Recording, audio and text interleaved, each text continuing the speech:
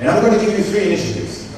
And I'm going to talk about database as a service and why this is ready for prime time now. If you're not thinking about database as a service, you're missing out big time. I'm going to talk about analytics and big data, and why is that good for? And I'll touch a little bit on our cloud strategy as well. So 3 key initiatives to help you to solve and address some of the issues that I talked about. So database as a service. Why is this now ready for prime time? Because we finally see a bunch of technologies that are coming together that are making the economics unbeatable. And I'm going to take you through that layer by layer, bottom up, so that you understand what we do and how the stack gets enhanced. I'll do that bottom up because everything in life is built bottom up. The only thing that you do top down is drilling a hole. So let's start. Let's start at chip level and see what is happening there. If you look at traditionally, every time a new chip has been brought to the market, you have seen roughly 30–50% improvement in performance. And we were kind of in the same league at some point in time. But very recently, we have seen Oracle going on a different ramp in terms of performance improvement at chip level.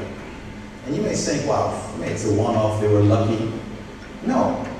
If we look at the trends and what is happening today in our labs and the simulation that we're doing in our labs, that trend is confirmed and is going on straight into the future. So we have completely changed the dynamics at chip level. Now you can ask me a question, how is that possible? How can Oracle beat Intel and IBM, who's been in this business for 45 years? The answer is very simple. Larry is always a guy who does radical thinking. He never goes with the path, with the flow. He goes always swim against everybody else. So, you know that with Exadata we're trying to do the engineering of hardware and software together to improve a lot of the inefficiency. Now we're taking that thinking one step further. If we want to get rid of more inefficiency and we want to provide big performance breakthrough, we need to bring some of the most frequently used database code, Java code, compression code directly onto the chip. Because at chip level, it's 100 times faster. And that's how we are actually changing the game once again by putting software straight into silicon. Now let's look a little bit at the economics, okay, and what are the issues that we see there. What we have seen is that if you look at the price performance, depending on the server type that you're using, as long as you're staying with 2 and 4 socket server, you're getting a pretty good price performance index. Beyond 4 sockets, you start to become very penalized. So at the end, on the 32 socket, you end up paying 4 times more for the same performance that you would get from normal blades. Hence, this is why a lot of you have taken 2 and 4 socket blades to virtualize. Well done. You found the trick. Very good. That's the right thing to do. But now, virtualization is okay for a lot of things. But when it comes to, and by the way, here's the point of reference of our servers, our CPU. The line is very flat. So whether you're running a 2, 4, 6, 32, there's no change. Now, I was saying, virtualization is very good for a lot of workloads, but when you talk about database, it's totally useless. Because the problem, what we have seen with a lot of consolidation exercise that we did, is that there is a physical limitation on how many databases you can put on a server. And the tipping point is around 5 databases. From 5 databases onwards on a normal server, you start to see the throughput collapse completely. Because database is not a CPU issue, it's an I/O issue. So basically, you can have a fantastic virtualization layer working, but your servers are sitting idle at 15% drinking Frappuccino. Hello, EMC, are you done? No. Can I have another one? And this is where you end up paying a lot of capex. You know, those frappuccinos are expensive at some point in time. Let me give you a better option. Let me give you a better option. On one Exadata node, I'm not talking about a server, I'm talking about a node. The smallest unit has 2 nodes. On one node, we have seen a density of 70 databases with a much higher utilization factor of the CPU. Why? Because we have optimized it through integration. And with Exadata, if you remember, we introduced 3 key technology to get rid of that problem. The first one was smart scan. So you do a big scan of the database. Normally you go and take all those data and you send it to the compute node in order to do the computing. With Exadata, a lot of that processing is done at storage cell. It doesn't even hit the CPU. So again, you're optimizing the bandwidth. Second, compression. You know, remember I spoke about this issue about the explosion of data? Data compression is a key strategy to get your data under control. And with compression that can go up to times 10, you can do a lot of savings. What I have seen cases, if you look just at the 2 to 3 year savings that you do on your storage just by using compression, you pay for the infrastructure. So again, compression, key thing. And the third one is smart flash. Because with smart flash, basically, the system is intelligent enough to take the data that is very hot and pump it into flash where the performance is much higher. So we have gone through a lot of the analysis of where the bottlenecks are to solve that problem. Now when you have a big concentration of database on one single node like this, you can imagine the impact it has on your data center. And I'm going to give you a couple of cases later on.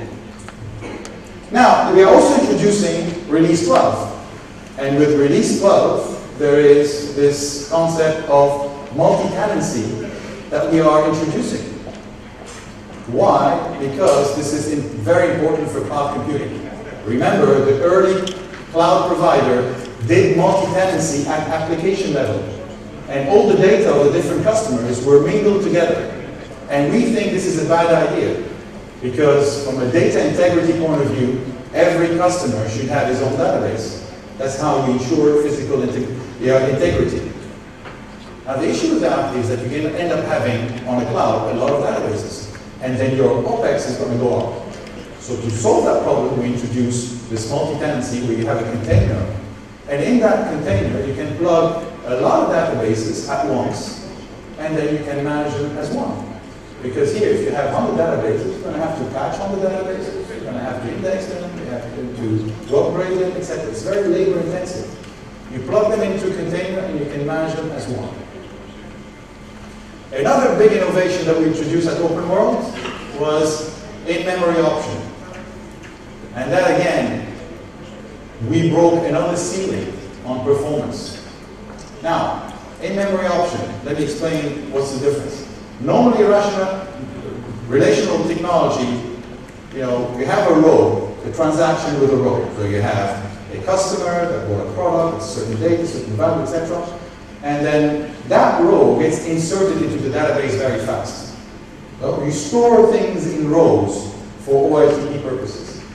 But for query purposes, the column is more important because basically you want to take all the customer that bought this product in a particular date. So what we allow our customers is to also store data not only in column, but in rows and in column. Are you going to say, well, hang on, this is going to duplicate my database and make it huge? Actually, no, because with this, you can get rid of all your indexes. There is no need for indexes anymore in an in-memory database. And there is absolutely no change to the application. So you can just turn on this option, rack will work, your existing application will work, no change.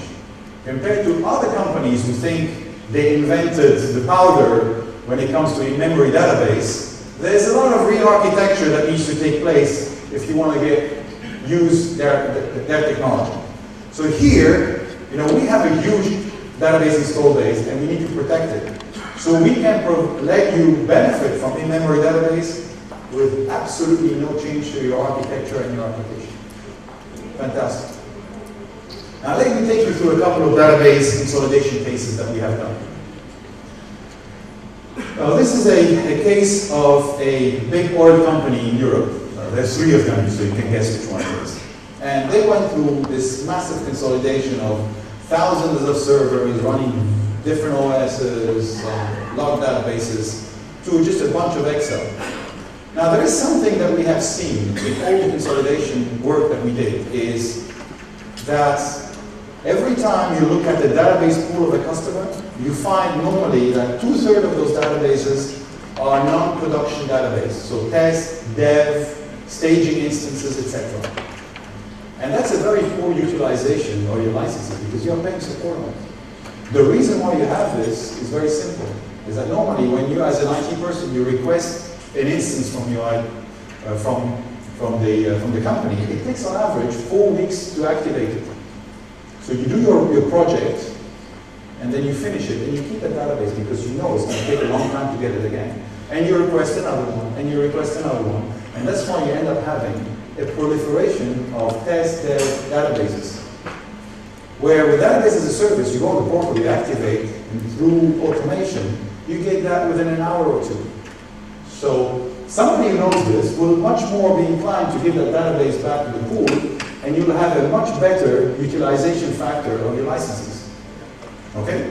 So again, here, also big savings on using database as a service. Now this is another Swiss customer, a large Swiss bank. And they, 90,000 employees, 9,600 instances. Just look at the ratio.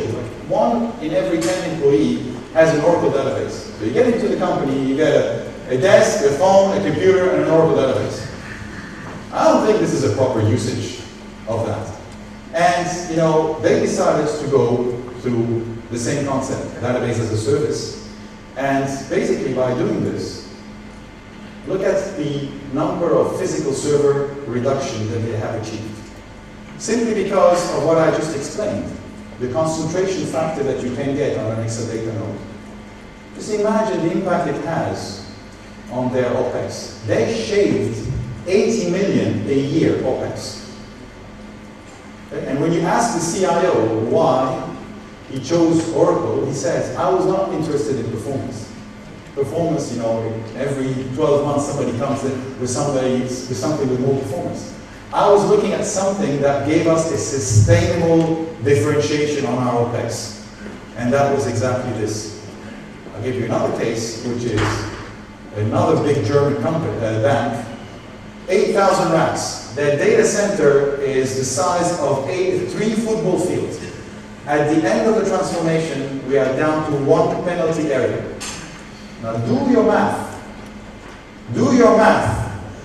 99% less rack, 94% less floor space. Just do your math what the impact it has on lease, on electricity, on cooling, etc.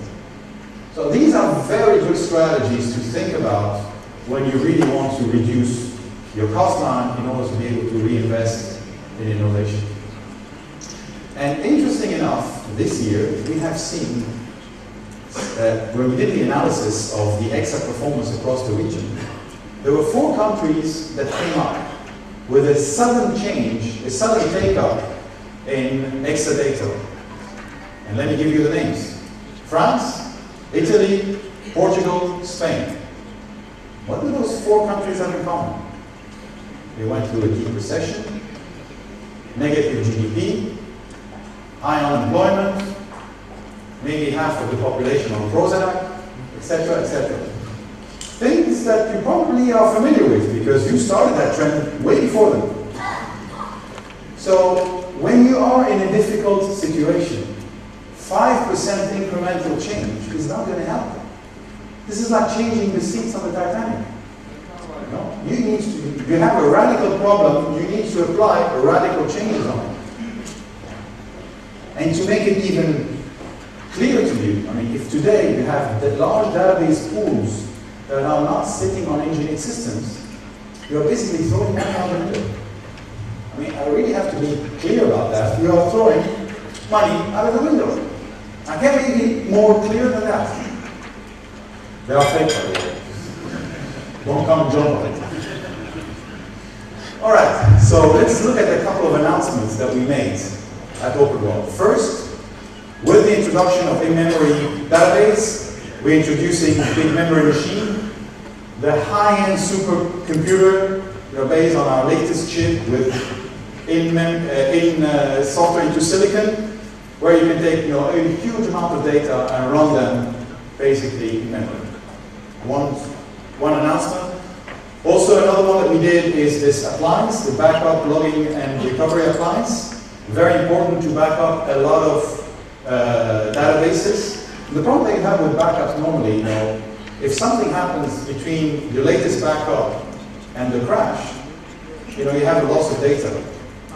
This stays constantly connected and it shoots all the differences every second over. So you can do a point-time recovery at